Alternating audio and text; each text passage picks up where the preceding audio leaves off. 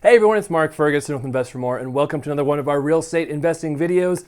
Today, I'm going to make a video I've wanted to make for a while, and I can make it because the lien is removed from the house that we sold a while ago from a contractor. So it was a crazy situation. A lot of my subscribers might remember it, where a contractor who was hired by another contractor filed a lien on the property, just went berserk messaging me and sending me messages and threatening me, and it was really cool to be able to have that lien released and not pay him. So we're going to talk about the whole story, how it happened, why it happened. This is the first time I've ever had a lien filed against me by a contractor, so we're not in the business of not paying our people. And this guy has even offered to be paid by the other contractor. He just didn't want to be paid. He wanted to be paid more for work he didn't do. So it was a crazy situation we'll talk about. I'll even show you some of the messages and stuff he sent me and some of the Facebook stuff he sent me. And we'll talk about the lien process in Colorado, how it works, how we got it removed, and how he messed up his lien as well, because that is all part of it. So I want to talk about this. I want to show it for a while, but I had to wait until this lien was officially released because I didn't want him to know what he did wrong or how to fix it. So maybe I'm being vengeful and spiteful, but I don't appreciate it when people make things up, lie, try to coerce me into paying them for things they don't deserve. So we'll talk about all that. And of course, check out investformore.com for much more information on our flips, rentals, being an agent, all that great stuff, our books on Amazon, lots of great things there, and free books on investformore.com as well. And we love it when you like and comment below too. So let's get started. So this is a house flip we bought for $230,000, and we hired a contractor to repair the house. We actually ended up firing that contractor later on too, or letting him go. I guess you don't really fire contractors, or stopped working with him. There are other issues there too, but the contractor we hired to work on the house had hired another handyman or contractor to help him out. And so how this all came about was he agreed to pay him $200 a day to work on the house.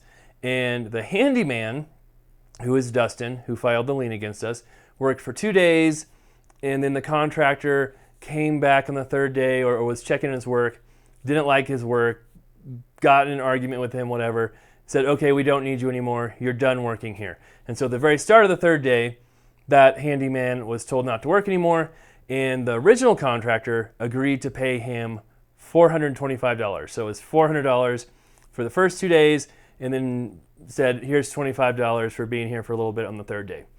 Well, the handyman said, nope, that's not good enough. I want paid for 3 full days because now I don't have any other work to do, and I could have booked some work to do, so you owe me $600, not $425. So that's the first mistake he made. You don't get paid for work you don't do. And that's even in the Colorado statutes for filing liens. There's all kinds of information on that. Just because you scheduled the day and then you're told not to work anymore doesn't mean you just get paid for not working. That's not how it works. So they got in big arguments.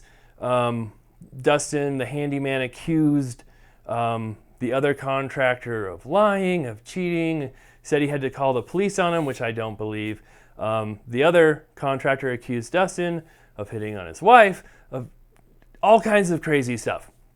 So in the end, Dustin came to me and said, hey, I'm filing a lien on your house unless you pay me $600. I'm like, whoa, what's going on here? I had met the guy once at the house because we stopped by. I had no idea who he was. I walked in, I'm like, oh, how are you doing? He said, oh yeah, the contractor hired me. I'm like, okay. And then literally the first time I talked to him, he's like, yeah, I'm going to have to file a lien against this house because he won't pay me. So you need to pay me $600. I was like, wait a second. Okay, I'm not just going to pay you $600 without figuring out what the whole story is, trying to understand where you're coming from, where the problem is, where the issue is. So, I mean, if people are fair to me, if there's issues, if there's problems, we try to fix it all the time, right? $600 is not a lot of money in the grand scheme of things for all the things we're doing with houses and real estate and all that. But at the same time, I want to make sure that I'm doing the right thing by the contractor, the handyman. I'm not opening up a whole nother can of worms of craziness, which happened anyway. But so he's like, okay, here's the story. He told me what happened. I'm like, all right. And then he said, yeah, the contractor said he'd pay me $425, but I refused to accept it because I am owed $600, so you need to pay me $600. I'm like, I'm not going to pay you $600 if our contractor agreed to pay you $425, which it sounds like is what you're owed. And then he started going crazy, calling me names, just went berserk, leaving me phone messages I still have those, of course. Just all kinds of stuff. And I'm like, okay, now I'm really not going to pay you anything after you act like this. So I talked to the other contractor. He said he went the same way, just went berserk, threatening him. And even he really didn't want to offer to pay him anything after all that, but he still offered him to pay that. He wouldn't accept it. So at that point, he said he was done. And now we had this mess on our hands. So on a side note, the main contractor, he'd bid the property for like 28, 25,000, something like that. Basically got halfway done, said he was out of money, couldn't pay his guys, he needed way more money than that. And that's when we parted ways because it just wasn't working out to that side of it. So we didn't have any arguments or yell at each other. Like, most of the time we don't do that. But it was more of a money issue. And I think he said he still wants to work with us, but it was a pretty big problem with the money there, and that's not a good situation. So we have not worked with him again. But going back to the original contractor, now the fun starts with him threatening us, filing a lien, all of that good stuff. All right, so we'll show you some of the important stuff that Dustin sent me, which was not very bright on his side of it. One thing is he sent me a text from the contractor where the contractor agreed to pay him $425 and he would not agree to it. And within that text, he also said, I didn't have a written contract to do this work. And he admitted that in writing, which is very important, and we'll talk about that later. Now, something else he kept doing over and over again is he would threaten to call the cops on me for harassment. He'd say I need to call him on the phone. I need to talk to him. I think we talked on the phone maybe once. Then I want everything in writing, right? In a situation like this, I want every single thing in writing. I don't want to talk on the phone. It's either in text message, Facebook message, which is kind of tricky because you could lose those. If you do Facebook message, make sure you screenshot everything, which of course we did, and or email, right? You want all in writing so you can go back and say, here's exactly what was said. If you end up going to court, whatever, you have it all there. It's not a he said, she said phone message thing. So some of the funny things he told me, kick rocks, yada, yada, yada, don't contact me anymore. So he told me in text messages, don't contact him anymore. I said, sounds good. Then he calls me clown. I'm going to make an example of you. Believe that. And I said, I thought we were done talking. He said, texting is not talking. You're a little girl, so you wouldn't know the difference. Stop texting me. It's that simple. Or maybe I need to call the cops on you, kick rocks. So again, he told me to stop contacting him. And then, well, he repeatedly contacted me every single day from that point forward. So here's just a Facebook Messenger of one snippet, June 25th, June 26th, 2 calls, a message, another message, and this every single day it happened like this. And I didn't respond to any of it, and he just kept doing it. But I'm the one who's harassing him, and he's going to call the cops on me if I don't stop texting him. So I thought that was pretty entertaining. So then after all this, I did not think he could file a lien because he didn't have the right documentation. He didn't do any of this right. He admitted to me it wasn't in writing. He left a voicemail saying he was getting paid under the table and didn't have it in writing. That's another smart thing he did. But he did file the lien. And I don't know exactly how it works. He went to the clerk and recorder. He filed it. I don't know if the clerk and recorder is supposed to check these out or if they just accept anything. But he did multiple things wrong. And so it was not a valid lien at all. But even though it wasn't valid, it was still recorded against the property. So technically, we couldn't really sell the property in a normal route with this lien on it, right? We go through title companies, they ensure it has clear title. And if there's a lien on the property, we don't want that lien to go to the new buyers. We don't want them to deal with this. So how did we get around that situation? Well, our title company was awesome. The lien he tried to file was for $600. They escrowed $1,200. So they escrowed it. That took $1,200 of my proceeds out of the closing. They held it, and they waited until the lien expired. When that expired, which I think was yesterday, the day before, they released the money back to me. It's a done deal. So it was very easy and simple. And I was surprised how easy and simple it was to avoid this lien. I'm like, ooh, that's kind of crazy. But he also filed it wrong and was a complete crazy person. So that didn't make me feel bad about it. But in other situations, I could see where it could cause some problems with contractors who have real beef and need real liens filed against properties. So it's a little crazy there. But it wasn't a hard process to get this done. Now you can look at the lien, and he filed it for $600. Again, how he came up with $600 was for time he didn't work. But what's really important is we'll go through the requirements to file a lien in Colorado. If you have a lien, a mechanic's lien like this, that's over $500, it has to be in writing. You have to have a written bid. He didn't have that. He sent it to me in text message. Still got recorded, and we still had to deal with it, but it wasn't a valid lien. Now, we're also on a website right here, which is levelset.com, about Colorado mechanics liens. So really good information on here. And it wasn't hard to find this. All you have to do is do a simple Google search to see how to file a lien. So this is why I didn't want to talk about this before, because I didn't want him to figure out what he did wrong and then fix it. But so there's lots of questions here, but right here, do I need a written contract to file a Colorado mechanics lien? If the contract price is over $500, yes, it must be in writing. Now, he also had to file it within 2 months or 4 months, which he did, of the work being done. But what else is really interesting on here, you have to include a notice of intent to lien, which, if we click on that right here, you have to file it 10 days before filing the lien. It pretty much gives the person who you're filing the lien against notice that you're filing it, gives them a chance to respond. And he never did that. He never filed this document, just completely ignored it. But unfortunately, like I said, the lien was still filed against the property. So he did that wrong. Can I include attorney's fees? No, you can't include attorney's fees in there. So here's one of the really crazy parts that I didn't know about, which made it very easy for us. When is the deadline to enforce a Colorado mechanics lien, or how long is that lien effective? 6 months. A lien is only good for 6 months in Colorado. So from the time he filed that lien, we were able to sell the house, do an escrow for the money that the lien had against it, and once that 6 months was up, the lien is no longer valid, the title company releases the funds, and it was a very simple process. Now, we did have our lawyer review this to make sure we did it right, and everything was, filed. We didn't have to file anything.